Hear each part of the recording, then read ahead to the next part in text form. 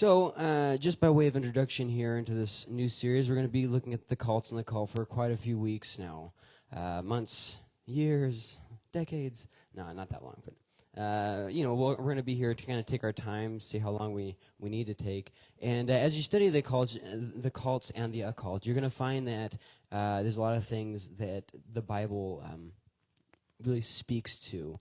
And you're going to see that the Bible has a lot to say and things that you never really thought much about. I know for me, the study of the cults and the occults has really strengthened my faith. So in the culture that we live in a very spiritual culture. They're just not religious. This is a huge, huge difference, and it's something we all need to keep in mind as we're witnessing to people. People want spiritual encounters today. They do want an encounter with God. They do want something that makes them feel good. They want that. The problem that the culture has today is that they don't want the religious experience. They don't want the organized thing. They don't want the church thing. Okay? They don't want to go into a building and feel like they're being judged. That's one of the biggest hurdles to overcome. Young people today are not really interested in going to church on Sundays. They're not at all. And it's not going to be something where you witness them one time and suddenly, I want to go to church now. It's not going to happen like that. It's going to be a series of conversations that have to do more with being real. And as you kind of deal with spirituality together, it opens the door into that. And this is a good thing because we do have a door open. The door doesn't consist of starting off with the Bible says this, you should go to church. Rather, an honest discussion about God that will end up talking about the Bible. But it can't start there anymore. Yeah, we don't live in the same world that we lived in 50 years ago. The new generation, we have to deal with them differently. We have to witness them differently. And so as we're going, we used to talk about how it was a post-Christian culture that people had gotten out of church. We were trying to get them back into church. We're no longer in a post-Christian culture. We're now almost in a pre-Christian culture again. It's made this complete circle all over again. People don't know the Bible stories. They didn't grow up in Sunday school anymore. They're not coming back to church. They're taking their first step into church. You can't refer to things that everybody knows as common knowledge anymore. It's not common knowledge anymore. Everybody knows that, the man is the head of the household. Actually, no, that's going to be highly debated if you talk to people there. Everything that you think is a starting point about God or religion or anything, it's no longer a starting point. Rather, the starting point is spirituality. And this is something that's going to unite all the cults and the occult and the genuine. It's all going to be united around this idea of people still want spiritual encounters. And they just take it in different forms. And so then we get to philosophy, which, once again, we're going to get into this more. Don't overburden you here. But the idea of relativism, that it works for you, it might not work for me. So we're gonna be looking at a lot of different things here. I don't want to overburden you too much. Every night we're going to focus on one main idea to learn about the cults. One main idea. And in that way, I think it'll be a lot easier. And we're going to do that for a couple weeks. Then we're going to watch a couple of documentaries. And then we're going to go into actually more specific cults, such as the Jehovah's Witness. Okay? And so we're going to just kind of take our time. And as we go, make sure to ask questions. It's going to be, this study is a lot more dependent on question and answers than the Hebrews one was. The Hebrews one was more of a Bible study. This is more of a discussion, trying to grow our faith, trying to grow ourselves as we witness. But the bad part about the whole spiritual culture is that a lot of this spiritualism has gotten into the church. And what I mean by that isn't that these people have started coming to church. I rather mean that Christians have started getting really dumbed down in their knowledge of the Bible and in traditional beliefs and that kind of stuff. I've talked about this in great lengths before, but we live in an age where the church, not the people who go to church, I mean the actual church itself, does not believe that Jesus was sinless, that he was fully God, that he is the only way to heaven, that the Holy Spirit is actually God, that the Trinity exists. We live in a world that's just crazy, where the traditional foundations of Christianity are being debated in what now is called deconstructed Christianity. And there's a lot of stuff to really catch ourselves, and it sounds very very appealing too. So let's keep going here. So just a couple good examples before we get into the actual question for tonight that you hear quite frequently in Christian books, Christian churches, all kinds of different stuff. Here's just a couple. Focus on good things. If you just pray and believe for good things, they will happen. If you just you believe in the good things, and it will happen to you. The good things will be drawn to you. Okay, this is actually not a biblical teaching. It's a Hindu one. It's from the New Age movement. It's gotten into the church, and you hear people in the church saying it. Focus on good things, and the good things will be drawn to you. No, that's the law of attraction. This has nothing to do with God or the Bible. It's disproven numerous places, but a good example would be Job. I think that if anybody was attracting good, positive energy, it would have been Job, and that just did not happen. Still, everything fell apart for this guy. Another good example of that is, do you honestly think that all these kids that get cancer, that their parents don't genuinely want their kids to not have cancer anymore? I mean, let's not be stupid here. The idea, the premise, that if you just believe in good things, pray for good things, hope for good things will be drawn to you. It's not based on reality or the Bible or anything. And if anything, it's just another way to make you feel really bad about yourself and to guilt trip other people too. Another one that you hear very frequently, insanely frequently, is the idea, don't claim the sickness. If you get sickness, don't claim it on yourself. It's not your sickness.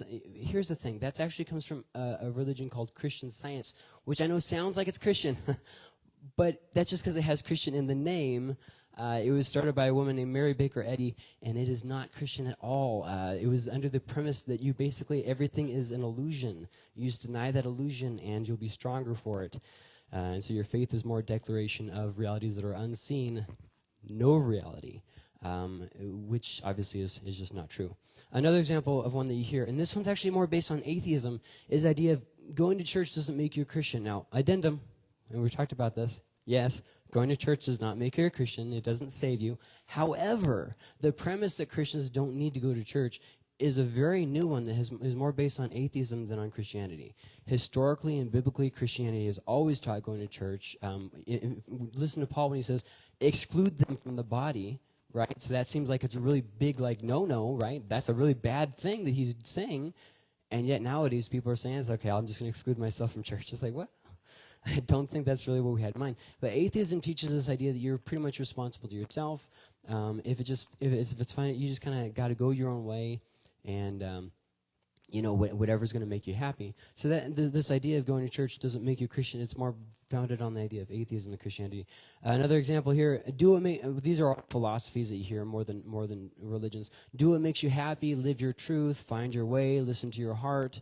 Get out of toxic. And we're going to get more into all these things. I just kind of want to give a broad sweep of the different things we're going to be looking at.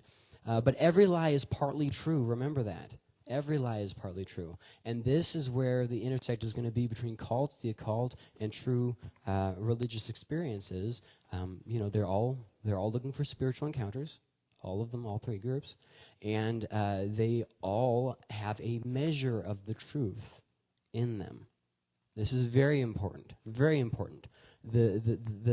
Everyone from the Satanists to the atheists to the Jehovah's Witness, they have a measure and a kernel of the truth, and it's that measure that you get hung up on, because there's a lot of gray between those different things. So just remember that as we go through this. Never look at this with the idea of, if somebody got caught up in a cult or in the occult, it's because they're just stupid. If I just was able to tell them the truth, they'd figure it out. Don't delude yourself into this. The lies of the enemy are extremely strong. They're extremely easy to slip into. And we need to look at that with grace and with patience. So we looked at last week, we finished up Hebrews. That entire study is available online.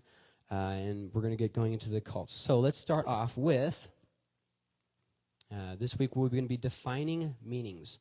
Very, very important. And this is the one single idea we're going to be getting tonight, is the idea of defining meanings. Okay, so let's start off with this. Who or what is God? Anybody? Oh, no Bible answers. You can't just quote verses, okay? Tell me something, okay? Who or what is God?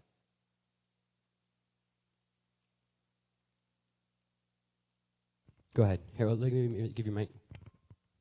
Ooh, I'm sick. I shouldn't do that. You go ahead.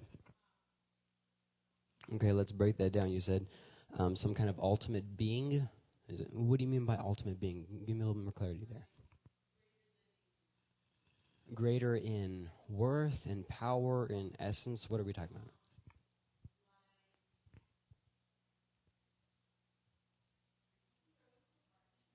Sorry, I didn't mean to be. I'm just trying to get clarity.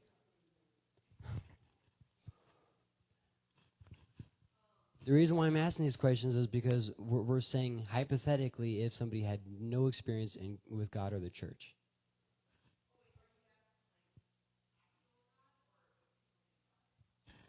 Either or. A God, what is who or what is a God, or who is the God. Either one doesn't really matter. We're not really looking for the specifics of you trying to convince me that Yahweh is the God. We're not really looking at that.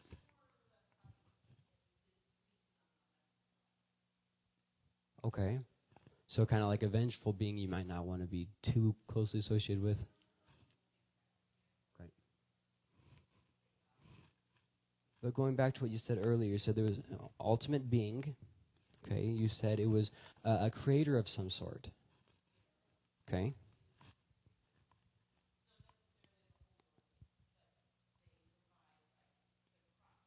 Mm-hmm. Now, this is going to take us into a dangerous area, but I'll get to that in a minute. Let's let some other people go. Anybody else? So you said infinite, you said untouchable being. Okay.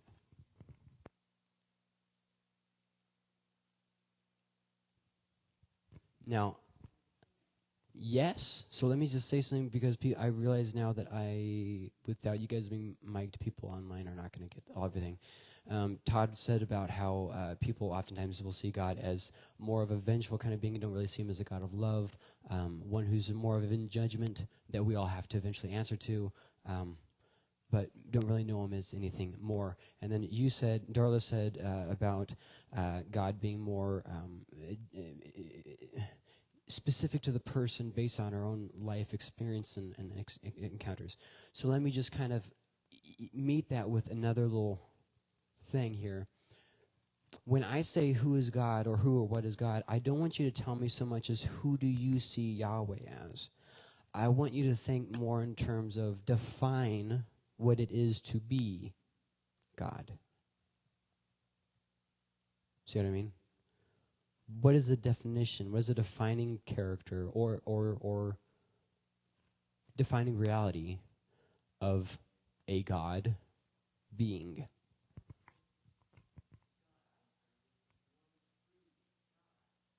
But what is God? An entity?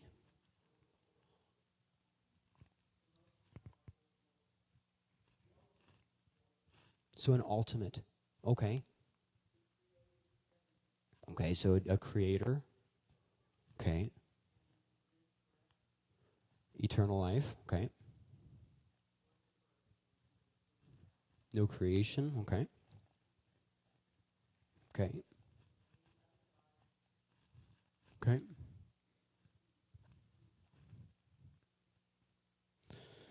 Now, as we look at different cults in the occult, that the definition is going to be something you're going to find that they're going to use a lot of the same words that you just used. They're just going to mean it differently. Okay, so for instance, instead of it being a he, it would be an it. It is an all-powerful, unending force or power, a creator, a spark. Okay, so let's keep going. Define God to me. Lay it on me.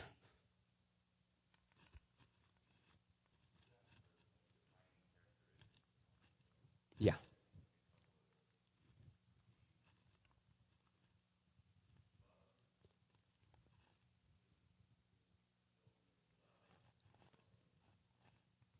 Mm-hmm. Love and just. Mm-hmm.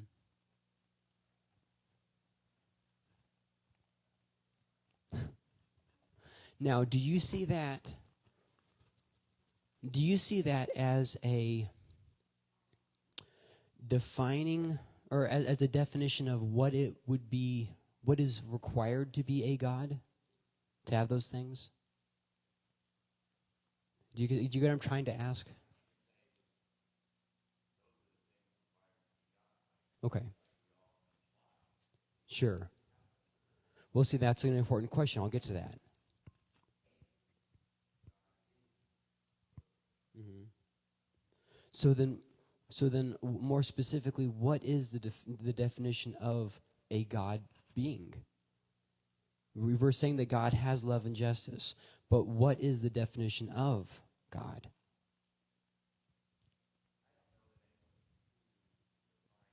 Okay. Okay.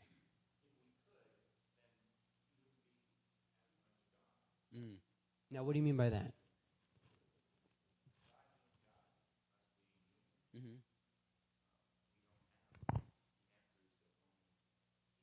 Sure. Sure.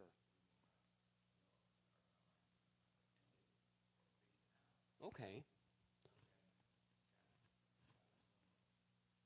Mm-hmm. So a different definition than we've gotten so far. One that basically says we don't really know because he's higher than us. Okay. So this is interesting.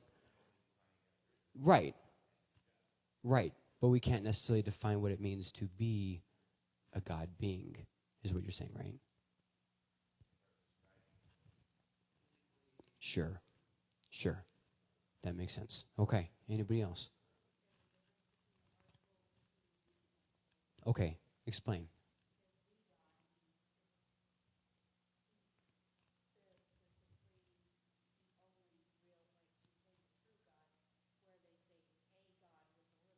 Mm-hmm.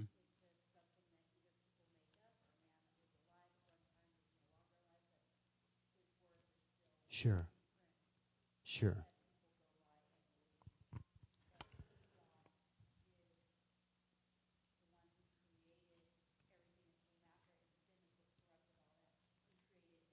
Sure. Sure. Now, I'm not disagreeing with what you're saying at all. I want you rather to elaborate, and I want to kind of point you in the right direction that I want you to elaborate on. Um, pretend like you don't know who God is. You've never read the Bible. Yeah. Okay. Now, as a average Joe, average Jane, what then would be that God thing? Regardless of whether it's a God or the God, what is it? That thing.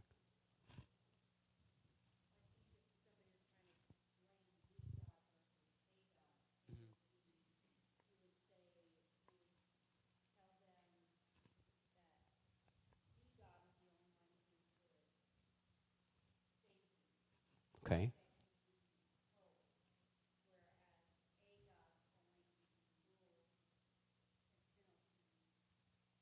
Okay. I see what you're saying.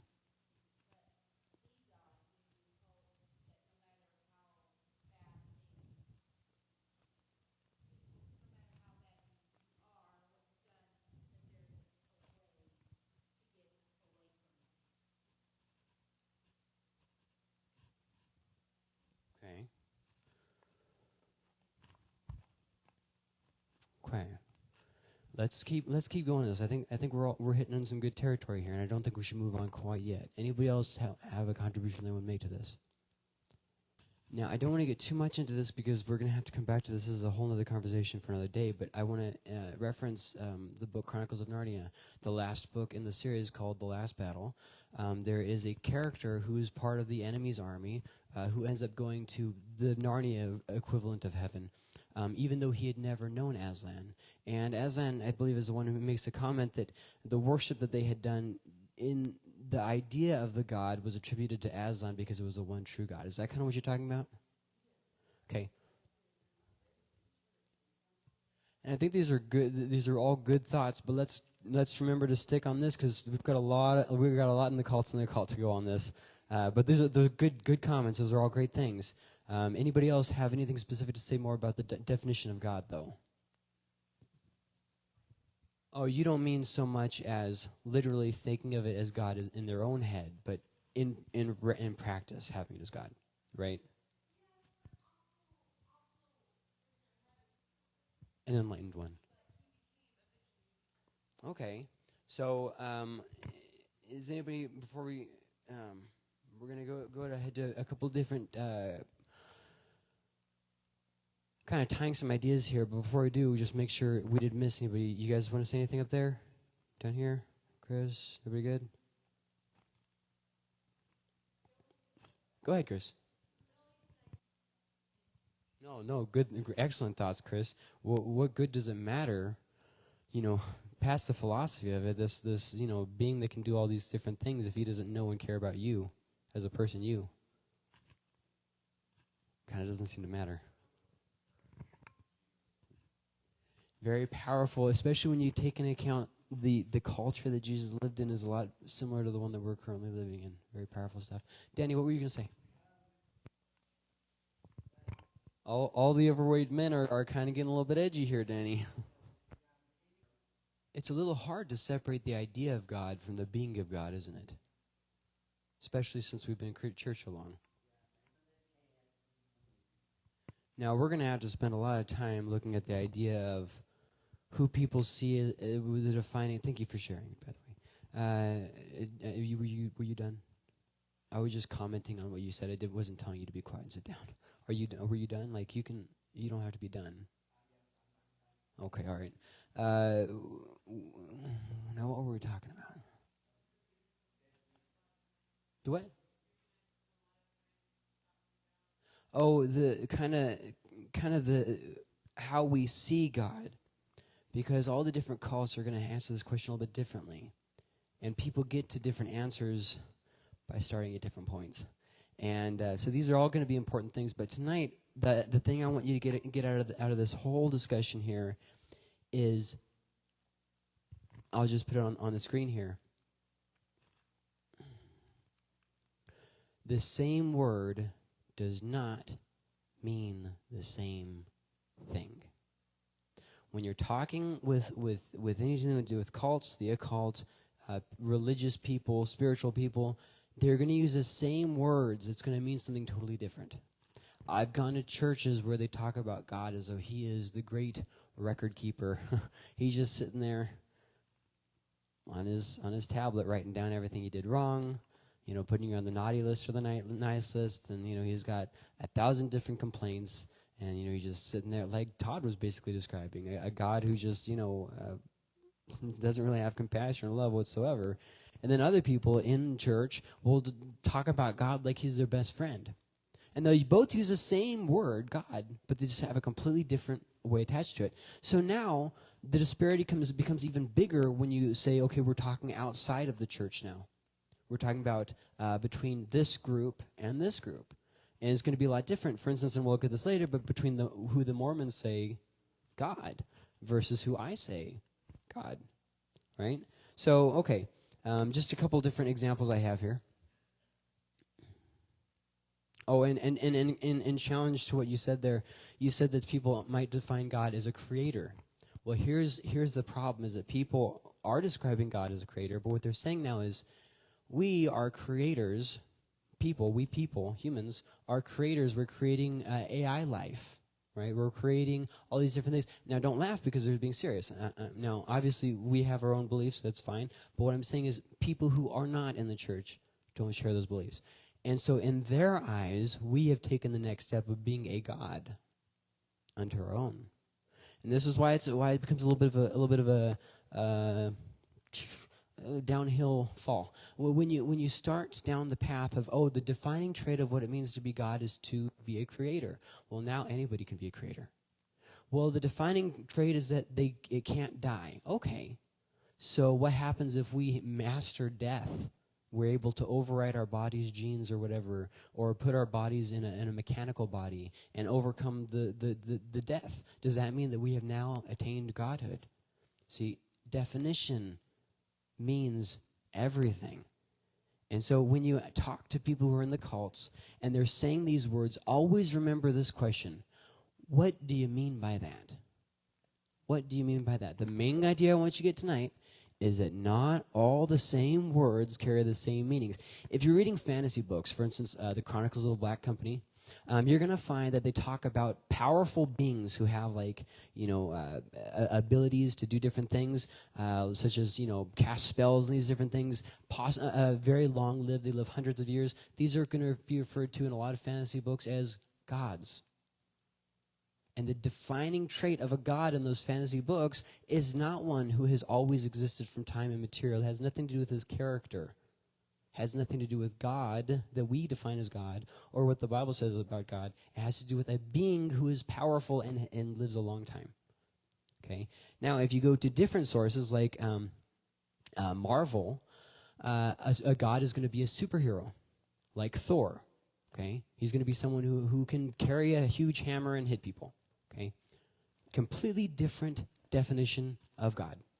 Okay, when you look at the Bible, it's going to be a lot different. It's going to be a being who is eternally existent, all-powerful, but can't do the logically impossible, like 2 + 2 = 5. He's going to be intelligent. He's going to be a creator. He's going to be absolute. He can't be destroyed. He's never going to have a time when he changes or when he ceases to exist. All these different things that the Bible kind of tells us about. But when you talk to different cults, they're going to use those words, and they're going to mean it a lot differently. In the Jehovah's Witness, Jesus is not God. He is a God. There's a huge difference. In Mormonism, we are all gods. We all get our own planets. If you tell your wife the secret passcode, she can get in too before. And if you wear your holy underwear, you're really, really up there. But anyways. And so there's a little bit of a different idea there, being what is a god. For a Mormon, it's the idea of, oh yeah, gods. Oh yeah, there's only one like ultimate first god, but then there's other gods, right? There's like, there's us when we die.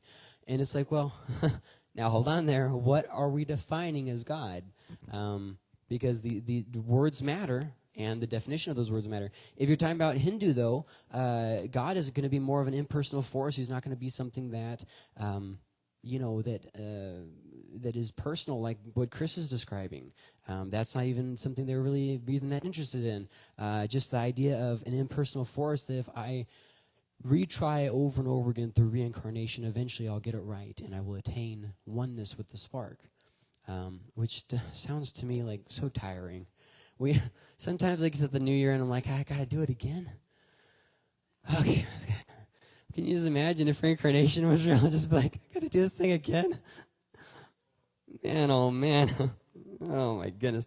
But it's not just with words like God that cults and the occult do this, okay? There's lots of different words. Salvation. Salvation. What does salvation mean? Well, in the Christian faith, we have one definition of salvation, but there's a lot of definitions of salvation going along. Salvation can be where you become enlightened, where you're no longer dim-minded, in which case it's more of in line with Buddha, and that you become an enlightened person.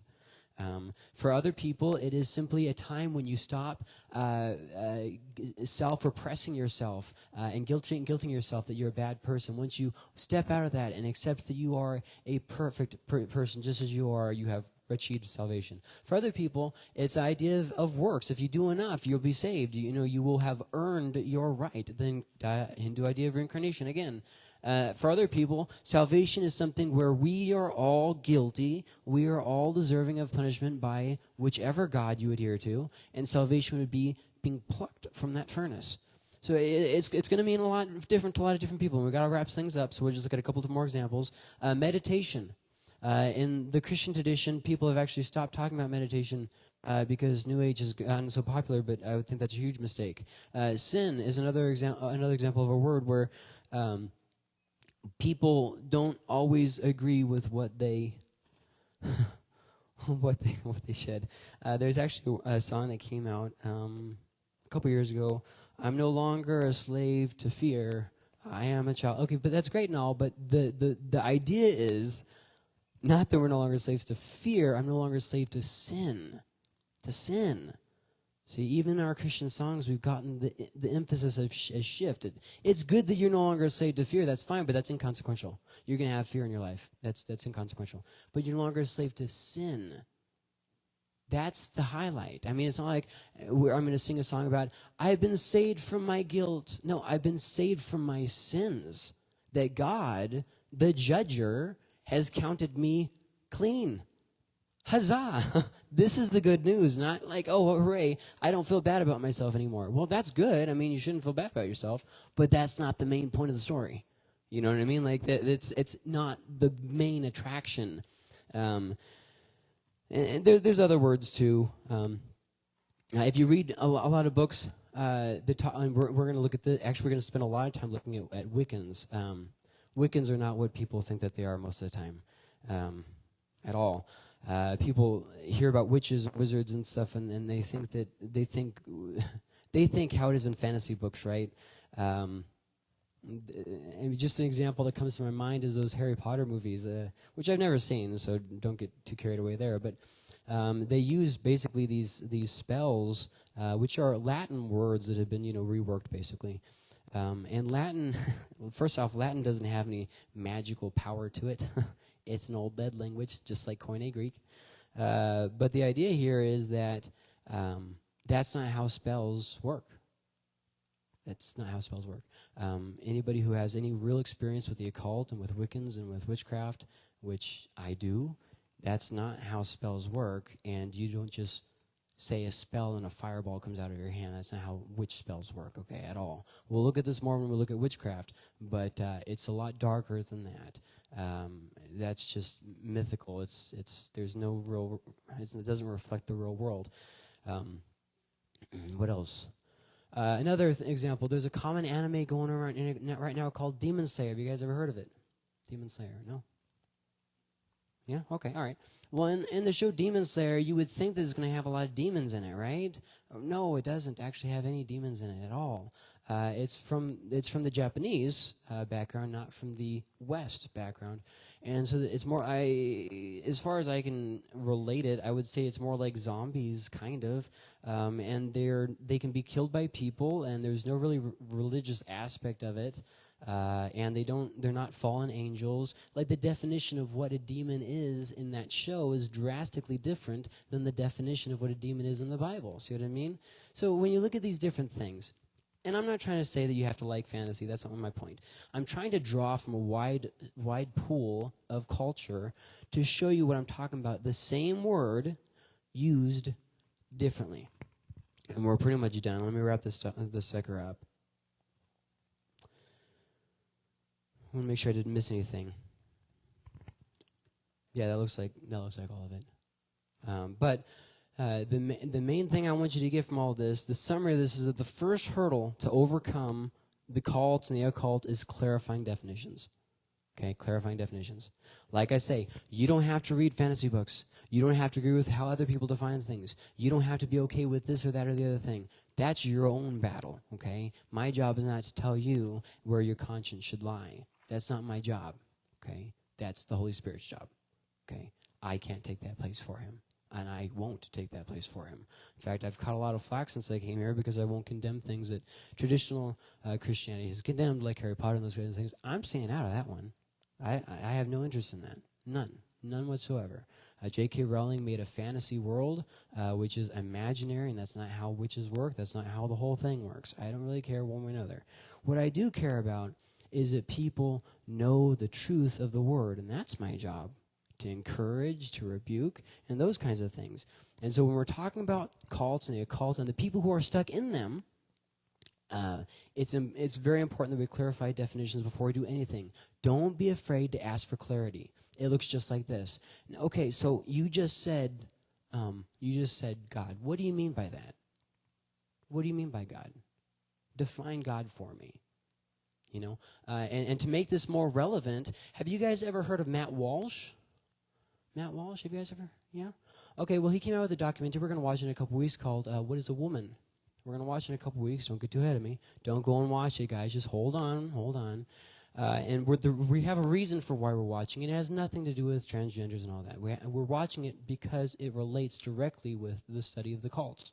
Redefining words. And what do words actually mean? Okay? So in that, he talks about what is a woman? And they keep saying, well, a woman can be whoever identifies as a woman is a woman. It's like, okay, but what is a woman? Well, it's someone who identifies as a woman. Okay, yeah, but you're saying they're identifying as that thing. So what is that thing? And that's the point we're trying to make tonight when we're talking about cults. When you're talking with somebody who's stuck in a cult or the occult, they're using words, and you have to stop and ask. Have genuine dialogue and just ask questions. What do you mean by that? You're saying this. What does that mean? You use this word. What is that? You said that you said that you're happy that the reading the astrology that makes you happy. What do you mean by happy? What does that word mean, happy? You know, you're saying the astrology. When you say the astrology, what aspects of it are you talking about? Ask for clarity, because a lot of times it comes down to simply using the same word for a completely different definition. So, any questions about what we looked at tonight?